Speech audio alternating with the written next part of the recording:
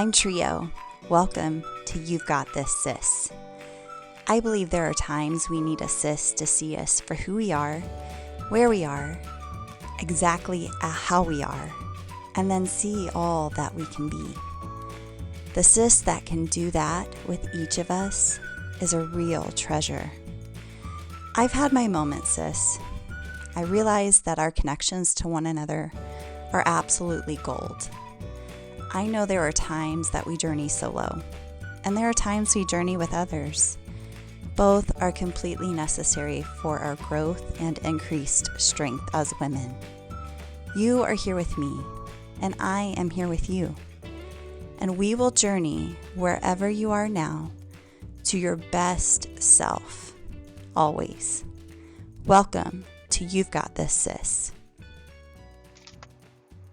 Hey everyone, I'm going to give it a try recording in the car because that is my time with you, and I feel like I just need to fill you in a little bit on where I've been and what I've been up to.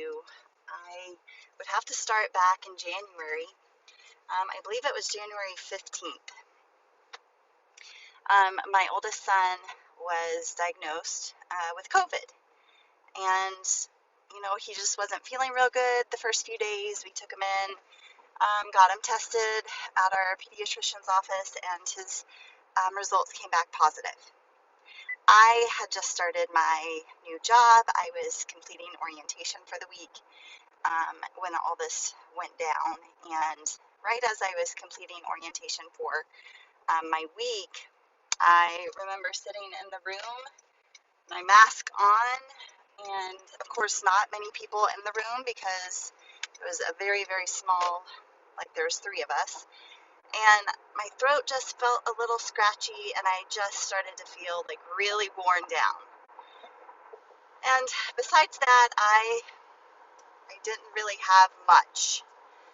And the next morning I woke up and really had a hard time with my body. I was feeling really achy, feeling like I was 80 when I'm not, and I was like, oh my goodness, I think I must have just got hit by a Big Mac truck the night before, and was feeling like I needed to go to the chiropractor and then get a huge deep muscle massage and everything like that. But come to find out, I went ahead and got tested as well, and it came back positive. So my oldest son and I isolated from everyone else. He was downstairs in the basement, and I was upstairs in my bedroom. And I tell you what, when you're away from people and life and the community and stuck in one space for 10 days, it's a little bit much, and it can really wear on you. So no amount of Netflix shows really can help a person feel sane. So if you do have loved ones that you're not able to see physically, I encourage you to reach out to them and give them a call. If that's, a little bit of a stretch, then write them a letter or something that they can pull out and read and read and reread when they are missing you, or when they need to be reminded that they're human and they matter. All of those things are really, really important, and I don't think I knew how important until I was in that situation for myself. So once I was past my 10 days, I guess long story short, the whole family ended up getting COVID, and we just got it very mildly. So it was my son and I who I think felt the worst, but even our symptoms were very mild. Everyone else didn't even know they were sick, and we got tested because it affected their ability to return to school. Once we were all good, I returned back to work, and I stepped into the school. What am I trying to say? I stepped into the world of school nursing. I have absolutely loved it. I was worried at first because I thought it would be very overwhelming to learn the computer system and to train my brain and to feel confident, but it came really naturally and very quickly for me And I was so grateful because I tell you what, I am all about helping these young ones that are losing their teeth or that feel icky or have a headache or, you know, just need some extra TLC. Like that is right up my alley. Bring it on. I will be there for you. I can help with that. I absolutely enjoy being there for the kids. Having said that, it's been very difficult as well, I think, after the holiday season for a majority of individuals. And I'm speaking from really probably the younger generation because that's who I'm around. But I think that it affects all generations. And that is, and I remember talking to a friend about this prior to the holidays, but that there would be a time after the holidays of a quite a low. Lows emotionally, meaning depression. What do I have to really look forward to? What, you know, is bringing me joy in my life? Like, what, all of those thoughts that like to play around in the head. Well, they're playing around and they're becoming reality for some. And lots of people are facing um, depression like they've never known before. Healthy people are having a hard time. Relatively healthy people that have been relatively healthy in the past are having difficulties. People who have had difficulties in the past and were able to manage things are now really, really faced with just the difficulty of the layering of what it means to have these different conditions and mental health conditions on top of a world in which we're fairly isolated, and it will be different depending on which region of the United States you're in and what state you're in and how each county is doing school. It's all very different, but I can assure you that it is affecting individuals, and it is causing families and um, friends and loved ones, people who are in the community and who, um, are part of people's lives. It's just there's this shadow, and that shadow is catching up to some, and the shadow is starting to win. And I think of it. I was reading to the kids the other night, the Percy Jackson series. We really like it. The boys love it. I read to them almost every night. And we've moved from the Percy Jackson series now to the Heroes of Olympus. And each of these heroes has to discover their strengths, and they have to discover how to fight and how to overcome the monsters that they face. And it's just been really, really cool because each of these heroes don't know that they're heroes in the beginning. They're regular Joes. They think they're regular Joes. They don't know that they're demigods. And so for them to prove themselves or even discover who they really are, they face a lot of obstacles. They face a lot of monsters. They face a lot of demons. They face a lot of things that could overcome, win, and take them down. But they find as they stick together and each of them pull in their strengths and those things that they are really good at. And of course, these demigods are children of one of the big gods. So they naturally have different strengths and talents. And so this basically, depending on who their parent is, they can discover gifts that they have. And as each of them pull those gifts together and they work together, they can overcome and conquer all these monsters and demons and things that are really trying to take them down. And as I'm reading this to the kids, I think, yeah, this applies. And it applies now because we are facing monsters and we are facing demons and we are facing things that our generation really hasn't faced in this capacity before, and we are needing to step it up. We are needing to pull together instead of separate and drift apart. We are needing to show more love. We are needing to speak up. We are needing to have a phone call. We are needing to reach out and to offer a hand, to offer whatever it is that we have as our gifts. It's needed, and it's needed now. And there are times that you may think that your voice doesn't matter. I'm guilty of it. I think in my mind, what does it matter if I do a podcast? Does anybody really listen to me anyway? So what if I go off the grid? Like, who's going to care? Those thoughts all go through my head. But if there's one person that I can say something and it impacts them for good, then it's worth it.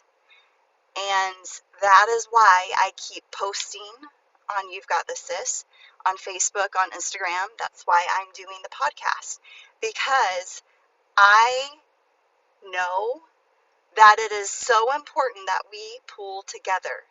And it would be very easy for me to not record this. It would be very easy for me to let my voice be a whisper.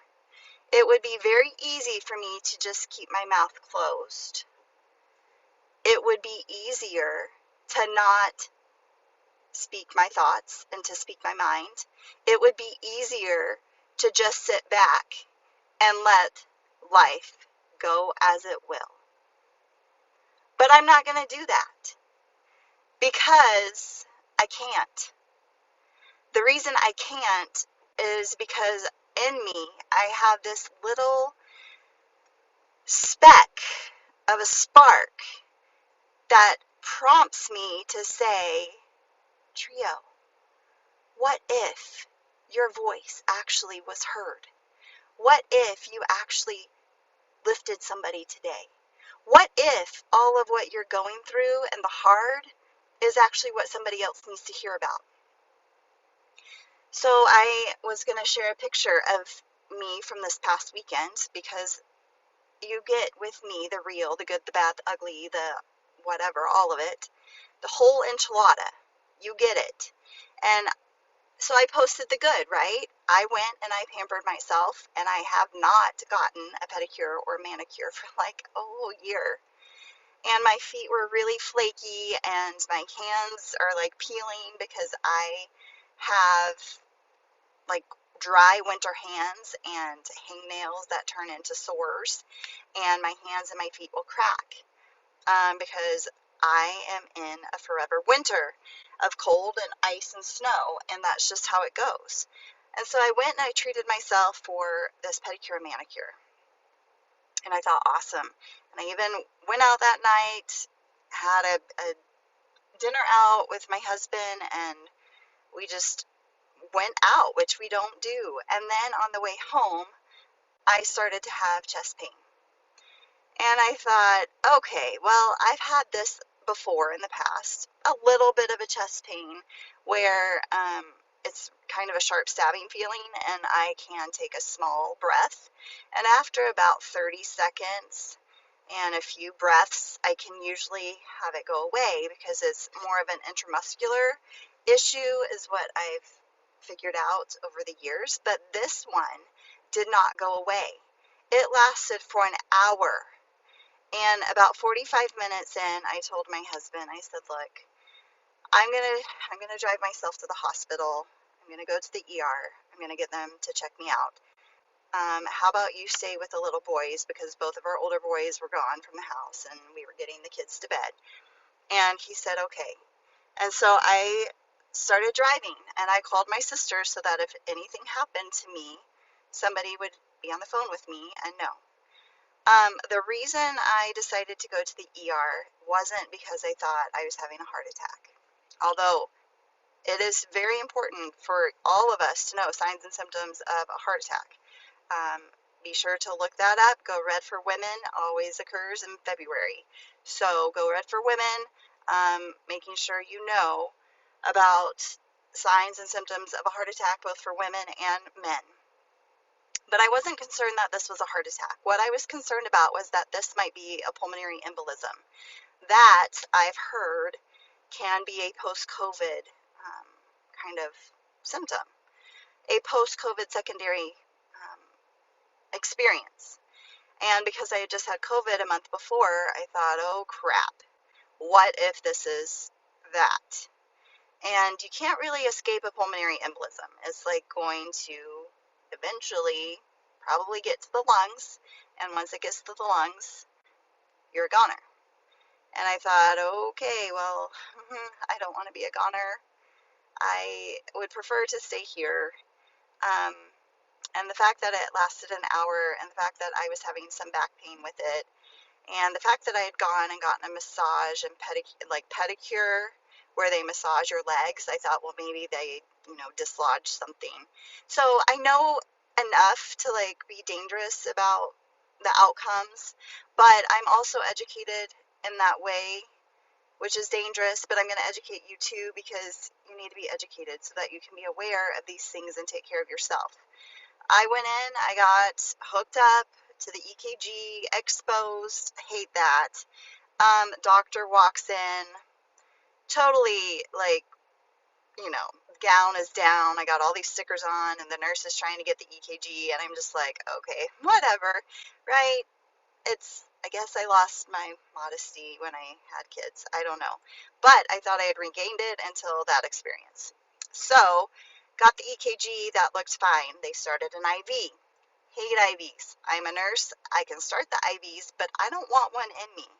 That is a for sure thing. And it was irritating the whole time. They did an x-ray, chest x-ray. Things looked fine. They didn't do a CAT scan. They didn't do anything like that, a CT. So they ended up sending me home after about 2 hours, saying that I checked out, my enzymes and things like that were normal and I could go home. And I thought for a minute, well, this was so silly. This was silly. But in the end, I'd rather be safe than sorry. And so, as silly as it might have been to go in and to take the time to be there, I did. And I'm not going to hold myself, up against a wall and beat my head about how much money we spent, because I'm worth it. And that's what I had to keep telling myself. I am worth it. I am worth it to care enough about myself to go get checked out. I am worth it to spend the money that was needed to make sure I'm healthy. I'm worth it. And you're worth it. And so I do want you to educate yourself about secondary infections and post-COVID things that can occur. Also educate yourself on pulmonary embolisms, signs and symptoms of strokes, because those things to really impact somebody's life and their capacity to recover from a stroke, it's all time dependent. So it's always good to refresh these things, because you never know when you're going to be out on a plane in the community and you're going to need to become the hero. So refresh on signs and symptoms of heart attack, stroke, and also look at PEs, because pulmonary embolisms can, you need to know signs and symptoms before they occur, because you need to get checked out before it happens. All right, you guys, thanks for joining me today on You've Got This, Sis. I am here with you. I've recovered, and I'm going to overcome all these secondary things. And I went and worked out tonight, and I felt really strong, and I felt really good. And I'm happy about that, because for a while there, I didn't know how long I would feel weak and how long I would feel like a flattened pancake run over by a Mack truck. So it's always important to give yourself that time that you need to bounce back, and it's going to be different for everybody. So don't rush it. Give yourself whatever time you need, and be grateful for the help that you have today, okay? Have a good one. You've got this, sis. You've got this, bro. I'm glad that you're here with me, and I will catch you next week. See ya. Thank you for being here with me today. I hope that you have an amazing day and week. Until next time, sis, be sure to remember that you've got this. Also, go on and check out ygtsis.com. There you can find out what we're up to, podcasts, YouTube videos, and even the shop. Don't worry, it's a great place to be. It's a little bit of unwinding, it's a whole lot of real, and it's exactly what you need. Go check it out, ygtsis.com.